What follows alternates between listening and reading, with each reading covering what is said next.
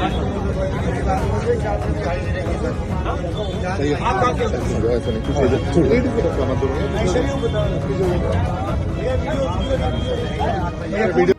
अकेले राहुल गांधी ने सारे भाजपाइयों के नाक में दम करके रखा है। कुर्सी पर बैठे शाही नेता, मंत्री, प्रधानमंत्री, गृह मंत्री, रक्षा मंत्री सब सोच रहे थे कि देश की जनता को झूठ, नफरत और धर्म के इस चक्कर में घुमाते रहो और आराम से राजनीति और कुर्सी की रोटियां सेकते रहो। क्यों जाना जनता के बीच में, क्यों हर वर्ग के कष्ट की बातें सुनकर उनका उसी के अनुसार निवारण करना। बस मीडिया है ना, गोदी में उनको बैठाए रखो, प्रचार में अंधाधुंध पैसे फेंकते रहो, वो बताता रहेगा मोदी जी कौन सा टॉनिक पीते हैं, मोदी जी रेस्ट क्यों नहीं करते हैं, मोदी जी कभी छुट्टी क्यों नहीं लेते हैं। वो फिर चलता हुआ, घड़ी की सुई चलती है उसके हिसाब से मोदी जी 24/7 काम कर रहे हैं, 365 दिन कम कर रहे हैं, रविवार की छुट्टी भी नहीं लेते हैं।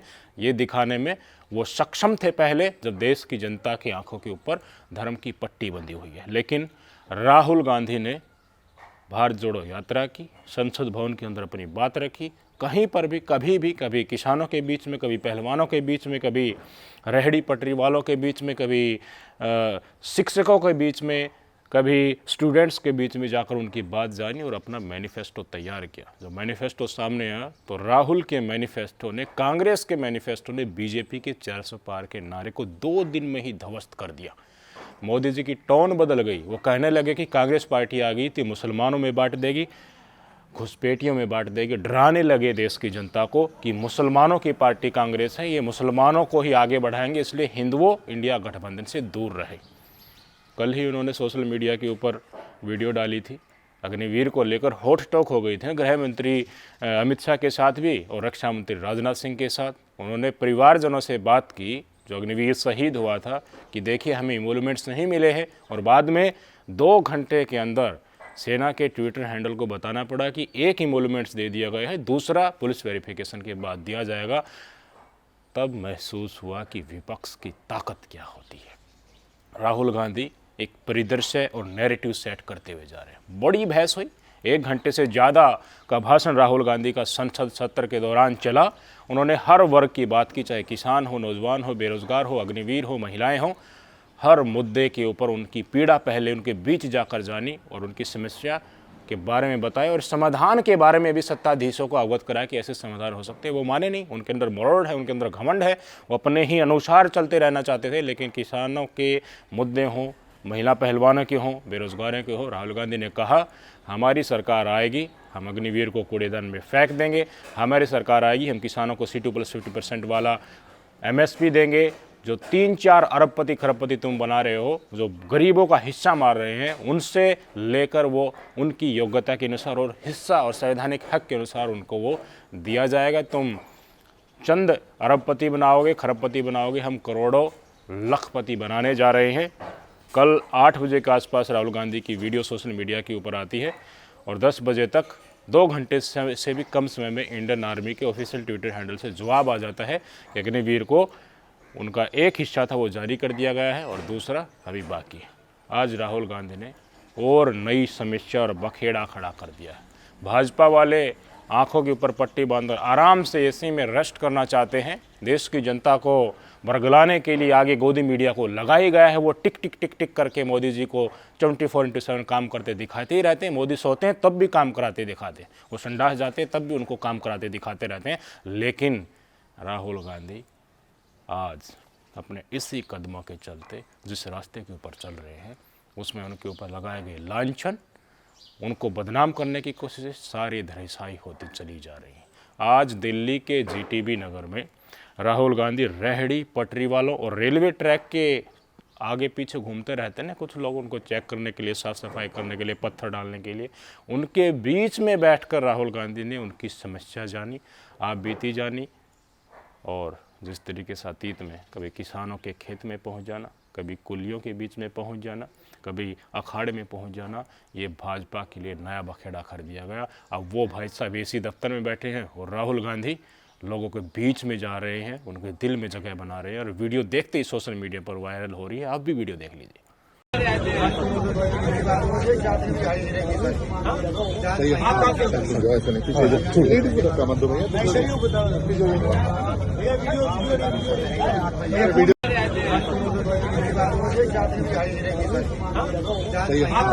जो ऐसा नहीं पीछे छोड़ लेडीज को धक्का मत दो भैया।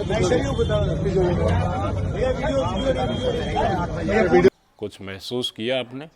राहुल गांधी में जो अपनापन है, जो आत्मीयता है, लोगों के बारे में जानना कि तुम दुख कैसे हो, सत्ताधीश जो कुर्सी के ऊपर आंख बंद करके बैठे हैं, आपकी बात वहाँ तक मैं कैसे पहुँचा सकता हूँ, कैसा इनका निवारण हो सकता है, ये सब जानने की कोशिश राहुल गांधी उन्हीं की यथास्थिति में अपने आप को ढालकर जानने की कोशिश कर रहे हैं। राहुल गांधी के बारे में क्या क्या कहा गया? विदेशी महिला से उत्पन्न संतान कभी भी देशभक्त नहीं हो सकता, चाइना का एजेंट है, चुप चुप कर चाइना जाता है, छुट्टी मनाने के लिए चला जाता है, ये तो देशभक्त है ही नहीं, अपने आप को इस देश का नागरिक नहीं मानता, दूसरे देश की सदस्यता इसने ले रखी है।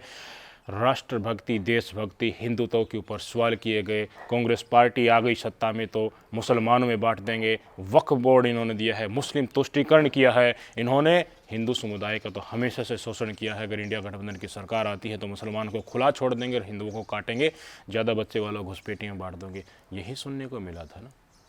लेकिन नतीजे आ गए, 4 जून चला गया। अब उन बातों को याद कीजिए और मजबूत विपक्ष के तौर पर आज कांग्रेस पार्टी और सारा इंडिया गठबंधन खड़ा हुआ है, ताकत बहुत बढ़ गई है। लेकिन फिर भी देखिए यार, ये व्यक्ति तो वैसे ही चल रहा है। इनकी जगह मोदी जी होते और इनकी पार्टी के और सदस्य होते तो ये अब तक क्या कर रहे होते?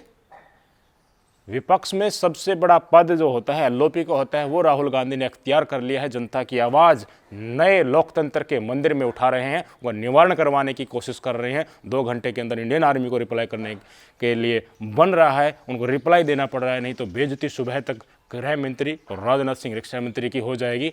और आज अगले दिन फिर से नया बखेड़ा खड़ा कर दिया गया। और ये भी खबरें आ रही हैं कि हाथरस में जो स्टैम्पेड हुआ था, जो भगदड़ मची थी, जिसमें 121 से ज़्यादा लोग मारे गए थे, वहाँ भी पीड़ितों से राहुल गांधी मिलने जा रहे हैं।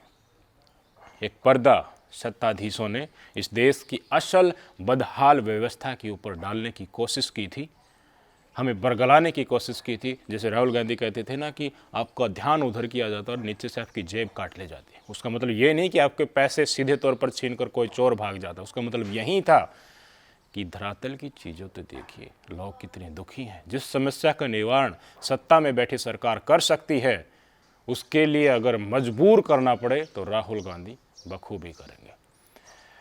आप मुझे बताइए, अगर विपक्ष में आज कांग्रेस पार्टी या राहुल गांधी की जगह नरेंद्र मोदी होते तो सत्ता में आने के लिए क्या क्या कर रहे होते? सच बताइएगा। अगर दिल्ली में उनका निवास होता तो दिल्ली के हर मंदिर में वो भगवा ओढ़कर 3 अंगुलियों से लाइन लगाकर, चौड़ा टीका लगाकर भगवत गीता, हनुमान चालीसा करते फिर रहे होते। जितनी भी दूध की डेयरी हैं दिल्ली में, उनके आगे पीछे घूम रहे होते, कहीं किसी बछड़े की पूंछ मिल जाए या सींग मिल जाए, ताकि उसके नाम पर हिंदुओं को बरगलाया जा सके। हर हिंदू धर्म के त्यौहार में खड़ताल बजाते हुए घूमते और बताते कि देखिए, हिंदू खतरे में आ गया है, मुसलमानों का राज कांग्रेस पार्टी में है, इन्हीं को संपन्न करते हुए जा रही है। अगर हिंदू आपको बचना तो हमारी सरकार लेकर आए। लेकिन जिसके ऊपर मुस्लिम तुष्टीकरण का आरोप लगाया जाता है कांग्रेस पार्टी के ऊपर, अतीत के सारे कसीदे पढ़कर राहुल गांधी के ऊपर थोपा जा सकता है, इमरजेंसी थोपा जाता है, नेहरू काल में जो भी काम सही से नहीं हो पाए उनका ठिकड़ा भी यहीं फोड़ा जाता है। पर राहुल गांधी का रास्ता तो देखिए, लोगों की, जनता के बीच में, जो रेलवे ट्रैक वाले, पटरी वाले, दिहाड़ी मजदूरी वाले, उनके बीच में जाकर बैठ रहे हैं, तो वो क्या पूछ रहे हैं कि ये मुसलमान है या हिंदू है या सिख है? सारे आरोप जिस रास्ते के ऊपर राहुल गांधी चलते जा रहे हैं, सब धराशायी हो रहे हैं। उनकी इमेज को ख़राब करने के लिए अरबों खरबों लगाना हो, मोदी जी का कद उनके कंपेरिजन में बहुत बड़ा बताना हो, या फिर एक छलावा में पूरे देश की जनता को रखना हो कि राहुल गांधी तो इतना अपरिपक्व है कि वो अगर इस देश के प्रधानमंत्री बनते हैं तो इस देश की जनता को गौरव ही नहीं होगा। सारी मिथ्याएं धराशायी होती हुई जा रही हैं। आज इस देश की जनता की हकीकत अगर आप जानने की कोशिश करें तो वो चाहती है कि राहुल गांधी बलशाली होकर और अच्छे आमदे के साथ भाजपाइयों को शिकस्त दे। क्योंकि 240 सीट बेशक से आ गई हो, सरकार इन्होंने बेशक से बना ली हो, लेकिन दिल में जगह सिर्फ राहुल गांधी और विपक्ष के लिए है। सत्ताधीशों को वो कुर्सी के ऊपर देखकर इस देश की जनता आज बिल्कुल खुश नहीं है। नफरत के नाम पर रोटियां सेकी और इस देश के चुनाव प्रचार में मुद्दे के ऊपर एक भी बात इन लोगों ने की हो तो सारे के सारे नफरतबाज की मंडली में लगे। उसके बाद मुसलमानों के खिलाफ लिंचिंग नहीं रुक रही है, नीचे स्तर पर फैलाई हुई नफरत अब खुले समाज के तौर पर जहर के तौर पर सामने आ रही है। कांग्रेस दफ्तर पर हमला किया जा रहा है, राहुल गांधी को एंटी हिंदू सिद्ध करने की कोशिश की जा रही है और ये करेंगे भी।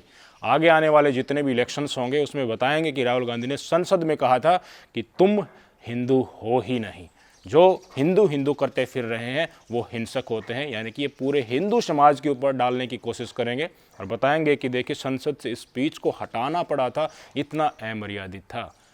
लेकिन जो भगदड़ में मारे गए हाथरस में वो क्या हिंदू नहीं थे? जब बेरोजगार बैठे हैं और हक की रोटी मांगने के लिए उनके ऊपर लठ मारे जा रहे हैं वो हिंदू नहीं है? बदहाल होते अस्पताल, शिक्षा, स्वास्थ्य जैसी सुविधाएं से हम वंचित होते जा रहे हैं, तो क्या उनमें हिंदुओं को चोट नहीं लग रही है? हमें छलावा देकर, भाई को भाई से लड़ाकर चंद पूंजीपतियों को सारे सेक्टर्स बांटे जा रहे हैं। कोई नया PSU नहीं खुल रहा है, जो पहले से चले आ रहे थे उनको भी अडानी अंबानी के हवाले किया जा रहा है। तो जो नौकरी छीनी जा रही है, जो गौरव छीना जा रहा है, वो क्या हिंदुओं को नुकसान नहीं कर रहा है? सिर्फ आपको बेवकूफ़ और षड्यंत्र के तहत एक परिधि में आपकी सोच को सीमित करने की कोशिश की गई, जिसमें काफ़ी हद तक ये लोग काम करने लगे थे, सक्सेस भी हो गए थे, लेकिन उस दुराचारी षड्यंत्र को राहुल गांधी ने तोड़ फेंका। अब कुछ संसद की तस्वीरें वायरल की जा रही हैं। संसद सत्र चल रहा था ना, नरेंद्र मोदी जी भाषण दे रहे थे, तो राहुल गांधी तमाम विपक्ष के साथ विरोध करने लग जाते हैं। मोदी जी भाषण देते हैं तो उसको गलत नज़रिए से पेश किया जा रहा है कि ये देखो विपक्षी नेता राहुल गांधी की असल छवि तो यहाँ से पता चलती। ये बिल्कुल भी नियमों के खिलाफ है कि अगर आप संसद भवन के अंदर उसके सदस्य हैं तो अंदर कार्रवाई क्या चल रही है उसकी वीडियो बनाकर सोशल मीडिया पर डालते, लेकिन वीडियो आ गई है। आपकी स्क्रीन पर देख लीजिए, राहुल गांधी पहले बैठे हुए थे, फिर विपक्ष को लीड कर रहे हैं और जहाँ जिस तरफ ट्रेजरी बेंचेज हैं वहाँ अपने सारे सदस्यता को लेकर आते हैं और नरेंद्र मोदी को बताने की कोशिश करते हैं कि मणिपुर पर बोले, अग्निपथ के ऊपर बोले, बेरोजगारी के ऊपर बोले, महंगाई के ऊपर बोले, लेकिन उनको बदनाम करने की कोशिश तमाम गोदी मीडिया के द्वारा एंटी हिंदू सिद्ध करने की पटकथा पूरी रच दी गई है। लेकिन सच्चाई ये है कि देश की जनता अब गर्व महसूस कर रही है कि इन काले अंग्रेजों को सही सबक सिखाया जा रहा है। जो असल हिंदू हैं, असल इस देश के बाशिंदे अपने आप को मानते हैं, देशभक्त मानते हैं, भारत माता की जय जो बोलते हैं, अलग अलग स्वरूप में अलग अलग धर्म के लोग विजयी भारत माता को वास्तव में देखना चाहते हैं, वो इन तानाशाह को एक मिनट भी सत्ता के ऊपर देखने में खुश रहे। और राहुल गांधी जितने आक्रामक होकर भारतीय जनता पार्टी और सत्ताधीशों के ऊपर हमले बोलेंगे, हर वर्ग की आवाज़ उठाएंगे, जनता उनके साथ और ज़्यादा लामबंद होती जाएगी। अब ज़्यादा दिन नहीं, अब ज़्यादा दिन नहीं, जितना बेवकूफ़ बन लिया था उतना बन लिया। अब एक नया विकल्प और हर पटकथा और हर वर्ग और हर मोर्चे पर अपने आप को सिद्ध करते हुए लगातार राहुल गांधी आगे की तरफ बढ़ रहे हैं। अब बर्दाश्त नहीं किया जाएगा, जितना सहना था वो सह लिया। अब लोकतंत्र और संविधान को कुचलने जाएंगे तो निश्चय कर लीजिए अगले चुनाव में ये 100 के नीचे भी आ जाएंगी। राहुल का रास्ता सिर्फ सत्ता हथियाने वाला नहीं है। राहुल एक आम नेता से एक जननायक वाले रास्ते के ऊपर निकल चुके हैं, एक समाज सेवी के रास्ते के ऊपर निकल चुके हैं। और समाज सेवी की इज्जत हमारे समाज में क्या होता है और नेता की क्या होती है, उसी तरह वही इज्जत आजकल भाजपा की नेता वाली रह गई है और समाज सेवी की राहुल गांधी की बनने वाली रह गई है। बहुत प्रिय होते जा रहे हैं भाई साहब मोदी जी के ग्राफ सारे, और इनकी सीटें और इनका अहंकार, इनकी तानाशाही, इनका लोकतांत्रिक को कुचलने वाला रवैया सब बहुत जल्दी जमींदार होने वाले हैं। हरियाणा, महाराष्ट्र, फिर दिल्ली में होंगे चुनाव, फिर झारखंड में, इससे पहले झारखंड में चुनाव होने वाले हैं, फिर बिहार में चुनाव होने वाले हैं। कहीं पर भी भाजपा आपको दिखाई नहीं देगी, ये सच्चाई है। उसके बाद क्या इनकी आगामी लोकसभा चुनाव का जिक्र ही क्या करें, उससे पहले ही जो बैसाखी हैं वो खिसक जाएंगी हाथों के नीचे से और इंडिया गठबंधन की सरकार 5 साल पूरा होने से पहले ही आपको देखने को मिल सकती है। नमस्कार।